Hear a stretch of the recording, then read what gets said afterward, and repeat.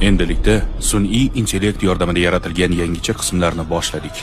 Qiyomat kuni.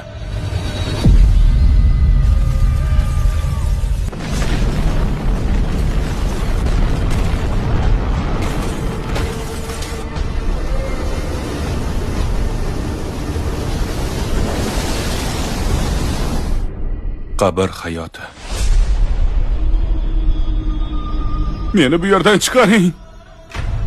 Man robbuka. Robbing kim? Meni bu yerdan chiqaring. Dunyoning tugashi, qiyomat kuni, jannat va jahannam. Birin-ketin o'limdan keyingi hayotni ko'rib chiqamiz. Xuddi o'zimiz yashayotgandek. Insonni joni olinayotganda nimalar yuz beradi? Qabrda nimalarga duch kelamiz? Dunyo tugagan kunda nimalar yuz beradi? Yoki qayta tirilib, mahshar maydonida yig'ilishimiz qanday bo'ladi? Jannat va do'zaxda insonlarni nima kutmoqda? O'limdan keyingi boqiy hayot haqidagi savollaringizning javobi mana shu qismlarda. Tayyor bo'lsangiz, boshlaymiz.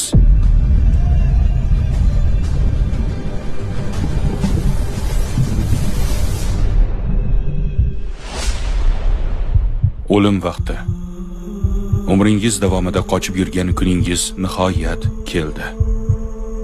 Kelishini tasavvur ham qilmagan kuningizda uyg'ondingiz.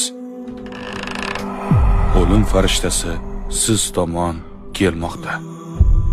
Hamma yoq qorong'u, quyosh chiqishidan biroz avvalgi vaqt. Ko'ksingizdagi og'riqqa chidab bo'lmaydi. Tanangiz qimirlay olmaydi. Ongingiz esa tartibsiz. Bolaligingiz, o'smirlik paytlaringiz, hozirgi holatingiz ham bir soniyada ko'z o'ngingizdan o'tmoqda. Nafas olishga qiynalyapsiz. Lablaringiz qurib ketyapti. Tomog'ingizga nimadir tiqilgandek tuyuladi. Menga nima bo'lyapti? Qo'rqyapsiz, dahshatdasiz. Nima bo'layotganini tushuna olmayapsiz. To'satdan yaqinlaringiz atrofingizda to'planishadi. Ulardan biri qo'lingizni mahkam ushlab olgan, qolganlari esa ko'zlarida yosh bilan haqqingizga duo qilishyapti. Ulardan biri qo'llar qaltirab sizga suv bermoqda. Yuzlarda chuqur qayg'u va umidsizlik yaqqol sezilib turibdi. Undan tashqari vaqt xuddi sekin o'tayotgandek tuyuladi. Ovozlar birdan eshitilmay qoladi.